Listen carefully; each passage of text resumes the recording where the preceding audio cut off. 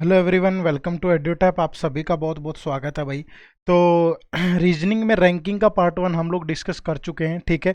और आज हम इंफॉर्मेशन पे बेस्ड क्वेश्चन डिस्कस करेंगे, थोड़ा सा लेंदी टाइप के सवाल, जिसे जैसे कि इंफॉर्मेशन देख करके वो आपसे 3 से 5 क्वेश्चन इस टाइप के इन्फॉर्मेशन से आपसे वो पूछ लेता है। और ये आपके NABARD grade A 2021, SEBI grade A 2021 और आरबीआई ग्रेड भी 2022 के लिए बहुत महत्वपूर्ण साबित होगा। और ये क्वेश्चंस भी प्रीवियस ईयर क्वेश्चंस है। 3 इंफॉर्मेशन बेस्ड क्वेश्चन आज के सेशन में हम डिस्कस करेंगे, ठीक है भाई। चलिए तो स्टार्ट करते हैं बिना किसी देरी के। सबसे पहले अगर आप हमारे चैनल पर नए हैं तो आप हमारे यूट्यूब चैनल को सब्सक्राइब कर लें। फ्री कंटेंट और नोटिफिकेशन के लिए हमारा टेलीग्राम चैनल जरूर ज्वाइन करें। तो do subscribe our YouTube channel as well as join our Telegram channel, जिसका लिंक इसी वीडियो के डिस्क्रिप्शन बॉक्स में आपको दिया गया है। चलिए तो फर्स्ट क्वेश्चन देखते हैं भाई। सबसे पहले, study the following information carefully and answer the below question. 6 persons L, M, N, O, P and Q have different heights. Only one person is between the one whose height is 159 centimeter and L. तो L और 159 centimetre जिसकी height है, उन दोनों के बीच में एक पर्सन है। M is taller than L, जो M है वो taller than L है। नेक्स्ट है भाई, the number of people between and L L is the same as L and Q. N और एल के बीच में जितने पर्सन है, एल और क्यू के बीच में उतने ही पर्सन है भाई। The number of person who are taller than N is the same as shorter than P. N से टॉलर जितने हैं, पी से शॉर्टर भी उतने ही है भाई, ठीक है। The height of L is 10 centimetre more then Q. L की जो हाइट है वो क्यू की हाइट से 10 सेंटीमीटर मोर है। Whose height is 3 centimetre more than P, जो क्यू की हाइट है वो पी से 3 सेंटीमीटर मोर है। No one height is more than 181 centimetre, तो किसी की भी हाइट 181 से ज़्यादा नहीं है, ठीक है। ये इन्फॉर्मेशन है। अब इसको हम सोल्व करते हैं। देखो, सबसे पहले तो यहाँ पे उसने दिया था हमें कि जो पी की हाइट है, ठीक है भाई, जो height of P is 156 centimetre, ठीक है। तो अगर पी की हाइट 156 सेंटीमीटर है तो क्यू की हाइट कितनी हो जाएगी? 156 प्लस 3 159 सेंटीमीटर। और एल की हाइट क्या हो जाएगी? 159 प्लस 10 169 सेंटीमीटर, ठीक है भाई। अब देखो, सिंपली स्टार्ट कहां से करें? टोटल 6 पर्सन है, 1 2 3 4 5 6, ठीक है। पी की हाइट सबसे कम है 156, तो एक हमारे पास चांस यही है कि हम पी की हाइट को कितना लेकर के चलें भाई? 150, सॉरी, पी की हाइट तो 156 होगी, बट पी को सबसे नीचे लेके चलें, ठीक है। तो P के बाद कौन होगा? देखो, P के बाद कौन होगा? P के बाद होगा Q, जिसकी हाइट 159 है। तो यहां पे आ जाएगा Q, दैट इज 159 सेंटीमीटर। अब उसने बोला था कि 159 और L के बीच में एक पर्सन है, तो दैट मीन्स यहां नहीं, L की पोजीशन ये होगी। क्लियर है? दूसरा फिर उसने बोला था कि L और Q के बीच में जितने पर्सन हैं, N और L के बीच में भी उतने ही पर्सन है। और तीसरा ये कि N से ज्यादा जितने लोगों की हाइट है, P से कम उतने लोगों की है। इसीलिए हम P को सबसे नीचे लेके चले हैं, समझ रहे हैं। L और Q के बीच में एक पर्सन है, N और L के बीच में एक पर्सन होगा, तो सबसे ज्यादा हाइट किसकी बनेगी? N की बनेगी। और N से ज्यादा कोई भी नहीं है, इसलिए P से कम भी कोई भी नहीं है। तो एक पॉसिबिलिटी ये थी, इसलिए हमने इसी को सिलेक्ट कर लिया यहाँ पे। क्लियर है? अब जो L है, इसकी हाइट कितनी है भाई? 169 सेंटीमीटर है, ठीक है। तो ये 159 है और ये 156 है। और M की हाइट L से ज्यादा है, तो M की हाइट अगर L से ज्यादा है तो M यहां पे होगा। अब बच गया कौन पर्सन? O, तो O आपका आ जाएगा इस पे, ठीक है। तो ये फर्स्ट रैंकिंग है, ये सेकंड है, ये थर्ड है भाई, ये फोर्थ है आपका, ये फिफ्थ है और ये आपका सिक्स्थ है। जो सिक्स्थ पे होगा वो P होगा। ज्यादा पॉसिबिलिटी नहीं बनेंगी यहाँ पे। आप ये मत सोचना कि पी को कहाँ रखें। अब पी जो दी गई हाइट है उनमें सबसे कम है, और उसने बोला भी है अगर कोई चांस ऐसा बनता तो हम दूसरी पॉसिबिलिटी ले सकते थे, अदरवाइज यहाँ कोई दिक्कत वाली बात नहीं है। क्लियर है भाई? तो चलिए अब इस पे बेस्ड क्वेश्चन देख लेते हैं किस किस टाइप के हमसे पूछे गए हैं। देखो, फर्स्ट क्वेश्चन है, what may be the height of m if the height of n is divisible by 5। ठीक है भाई, n की हाइट सबसे ज्यादा है, ठीक है, n की हाइट सबसे ज्यादा है, उससे कम m है, उससे कम l है, और l की 169 है, ठीक है। और किसी की भी हाइट 181 से ज्यादा नहीं है, तो इस केस में n की पॉसिबिलिटी 180 भी बन रही है और 175 भी बन रही है, क्योंकि 5 का डिविजिबल है, ठीक है। उसने बोला है कि n इज डिविजिबल बाय 5। अब देखो, अगर मैं 180 की पॉसिबिलिटी लूंगा तो ये सारे केस बन जाएंगे, ठीक है, और कांट भी डिटरमाइंड ऑप्शन में नहीं है। तो हो सकता है कि उसकी हाइट 175 हो, लेकिन अगर 175 होगी तो m की हाइट 175 से कम होगी और 169 से ज्यादा होगी, तो उस केस में ये तीन ऑप्शन एलिमिनेट हो जाएंगे, तब आपका आंसर सिर्फ बी बनेगा 172। बट ये ध्यान रखना, अगर यहाँ 180 को लेकर के चलते तो ये सारे ऑप्शन बन जाते और नन ऑफ द अबव की बजाय यहाँ ऑप्शन होना चाहिए था कांट बी डिटरमाइंड, बता नहीं सकते हम, ठीक है। तो इसलिए 175 के हिसाब से हमने आंसर को बनाया है। नेक्स्ट देखो, how many person are taller than L, L से टोलर कितने लोग हैं, तो एल से टोलर 2 लोग हैं भाई, ठीक है, तो 2 पर्सन आर देयर, तो option B is the right answer. Next question number 3 देखिए, what is the average height of N, P and Q. तो एन की जो हाइट है वो हमें नहीं पता। अब एन की हाइट अगर मैं नॉर्मली इस केस के आधार पे लेके चलूं, मोर देन 180 है, ठीक है भाई, मोर देन 181 है, ठीक है, तो मोर देन अगर सॉरी लेस देन 181 है, तो मैक्सिमम पॉसिबिलिटी अगर हमने इस क्वेश्चन के आधार पे बनाया है, जो क्वेश्चन नंबर फर्स्ट है उसके आधार पे बनाया है, तो एन की पॉसिबिलिटी 175 की है भाई, ठीक है। तो पी और क्यू की अगर हम हाइट देखेंगे तो पी की हाइट 156 और क्यू की 159, तो ये 156 और 159 ले लेंगे और सभी की एवरेज लेंगे तो 3 से डिवाइड करना पड़ेगा। अगर सम करूं 9 + 6 15 + 5 22, 7 + 5 12 + 7 19, 1 और ये 490/3, तो 3 से जाएगा 116, 16 48, तो ये 163.33 बन जाएगी आपकी भाई, ठीक है। तो option D is the right answer, ठीक है। अब आप देखो ये एवरेज हाइट हमने इसी आधार पे ली है क्वेश्चन नंबर 1 को ही बेस बना के, ये बात ध्यान रखना, अदरवाइज एन की जो हाइट है वो कुछ भी हो सकती है, 181 से कम और 169 से ज्यादा, ठीक है भाई, बट एम से भी ज्यादा है, बट फर्स्ट क्वेश्चन में हमने इसको 175 बेस लेके किया है, तो यहां भी 175 ही ले लेंगे। क्लियर है जी, चलिए नेक्स्ट क्वेश्चन देखो भाई, क्वेश्चन नंबर 4 से 8, read the information given and answer the following question. जो इन्फॉर्मेशन आपके पास है इसको रीड करना है फिर आंसर करना है। A family has 8 members A B C D E F G and H. They were born on same date and month but in different year, 1978, 96, 49, 93, 54, 89, 72 and 82, but not necessarily in the same order. All the ages calculations are done taking 1st July 2018 as a reference. ठीक है भाई, अगर देखो 1 जुलाई 2018 को reference मान के लिया गया है, तो अब देखो सबसे पहले कौन पैदा जिसका बर्थ हुआ होगा 1949 में, वो सबसे ओल्डेस्ट होगा सॉरी 1949 के बाद बात करूं आपका तो ये होगा 1954, ठीक है। 1954 के बाद बात करें तो फिर आपका आ जाएगा 1972, 1972 के बाद 1978, 78 के बाद 1982, 82 के बाद बात करें तो 1989, उसके बाद होगा 1993 और फिर 1996, ठीक है। इन्हीं सबको हमें अरेंज करना है, ठीक है, इन्हीं सब की रैंकिंग को बनाना है हमें, ठीक है। अब देखो 2018 को अगर बेस बनाए तो इसकी एज कितनी होगी, 49, 51 + 18 69 ईयर का होगा ये, और अगर 54 वाले को बेस बनाए तो 46 और 18 64 ईयर का होगा ये, ठीक है। अगर 72 को बेस बनाए तो 28 और 18 ये 46 का होगा भाई। 78 को देखें तो 22 + 18 ये 40 ईयर का होगा। 82 वाले को देखें तो ये 36 ईयर का होगा। इसको देखें तो ये 29 ईयर का होगा, 11 + 18। इसको देखें तो ये 25 का होगा और इसको देखें तो ये 22 ईयर का होगा। ये सबकी एज हो जाएगी, ठीक है। अब इतना सोल्व करने के बाद क्वेश्चन बहुत आसान हो जाता है हमारा, अदरवाइज हम जितनी भी टेक्निक लगाएंगे वो थोड़ा हमें मुश्किल पैदा कर सकती है। देखो सबसे पहले क्या बोला है, A is the oldest member, that means A का जो बर्थ ईयर है वो 1949 है और उसकी एज कितनी है 69 ईयर। नेक्स्ट देखूं तो 2 members were born between A and B, A और बी के बीच में 2 मेंबर है तो 1 2, दैट मीन्स बी पैदा हुआ होगा 1978 में, बी का बर्थ ईयर होगा।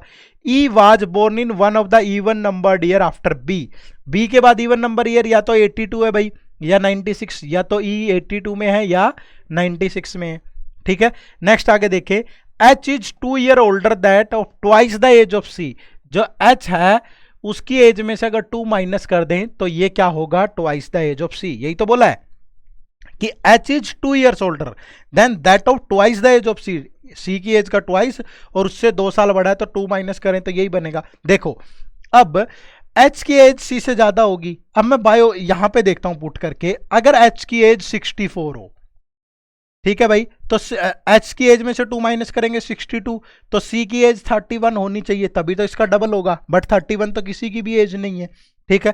फिर हो सकता है कि एच की एज कितनी हो, 46 हो, 46 में से 2 माइनस करेंगे 44, तो सी की एज 22 होनी चाहिए, और यहाँ पे 22 है, लेकिन बाकी किसी ऑप्शन से सेटिस्फाई नहीं करेगा, ना 36 से ना 29 से, क्योंकि 36 में से 2 माइनस करूंगा 34, तो सी की एज 17 होनी चाहिए, बाकी तो नीचे ही हो गया।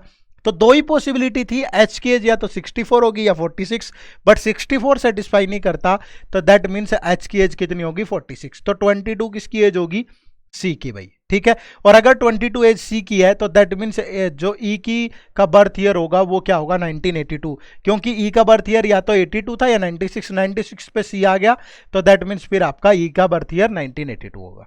क्लियर है। नेक्स्ट आगे देखो भाई, 3 members were born between H and F, H और एफ के बीच में 3 मेंबर बोर्न हुए, तो एच से पहले तो नहीं होगा एफ, तो 1 2 3, तो एफ आपका हुआ होगा बोर्न 1993 में।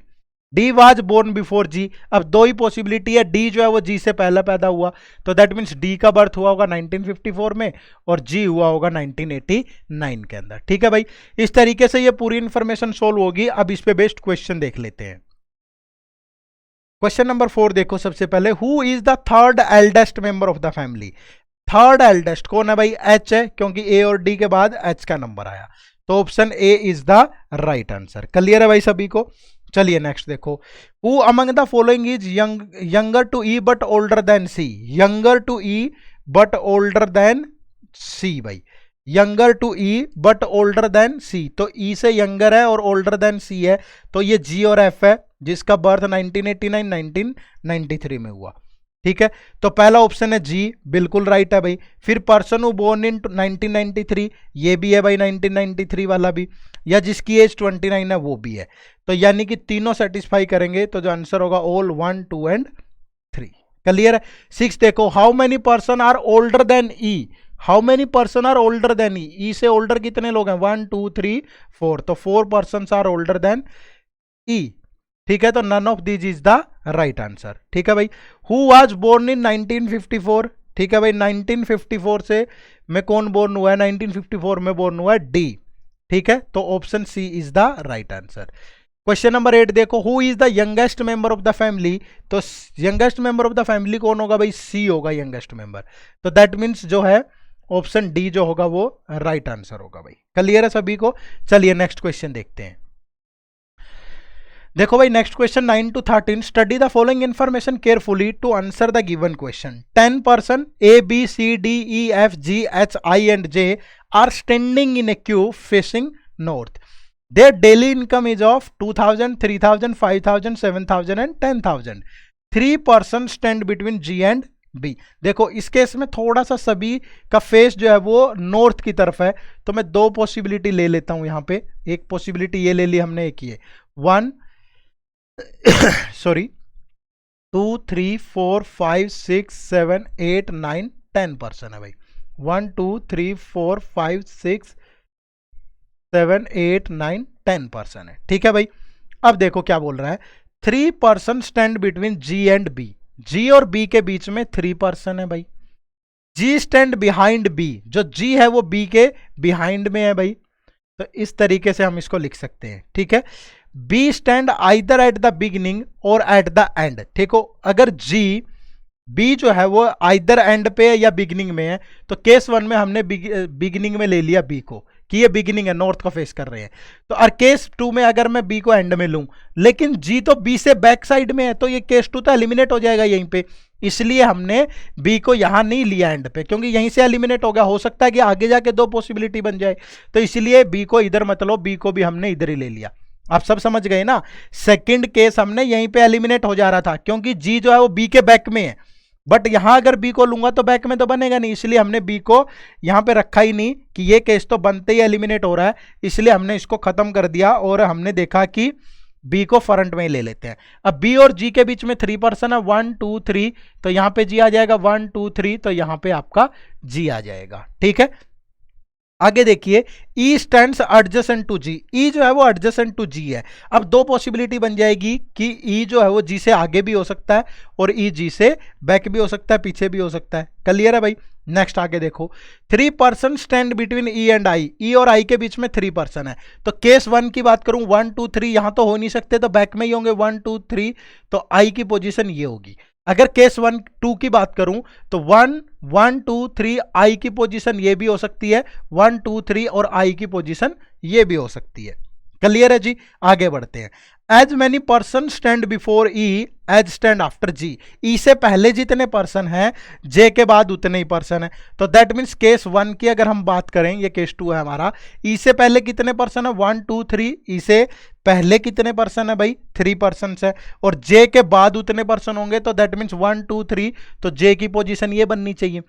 केस 2 में देखूं तो ई से पहले 1 2 3 4 5 पर्सन है, तो जे के बाद भी 5 पर्सन होंगे, तो 1 2 3 4 5 जे यहां पे आना चाहिए, बट ऑलरेडी यहां पे जी है, इसलिए ये केस एलिमिनेट हो गया, ये कंडीशन को फुलफिल नहीं कर रहा। ठीक है, आगे बढ़े। अब एक ही केस से हम आगे बढ़ेंगे।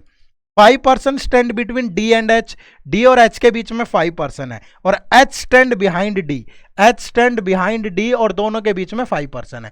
अब दो ही पॉसिबिलिटी बनती है, देखो, या तो डी की पोजीशन यहां होगी, तो इसके बाद 5 पर्सन होंगे और फिर एच होगा, तो 1 2 3 4 5, तो यहां पे एच आना चाहिए, बट यहां ऑलरेडी आई है, तो दैट मीन्स डी की पोजीशन ये नहीं है। तो अगर ये डी की पोजीशन नहीं है तो फिर डी की पोजीशन कहां हो सकती है? फिर डी की पोजीशन के लिए दूसरा केस आपका बनेगा कि डी की पोजीशन ये हो, तो 1 2 3 4 5, तो एच आपका यहां पे होगा, बाकी और कोई भी पॉसिबिलिटी इनके लिए नहीं बन रही। क्लियर है जी?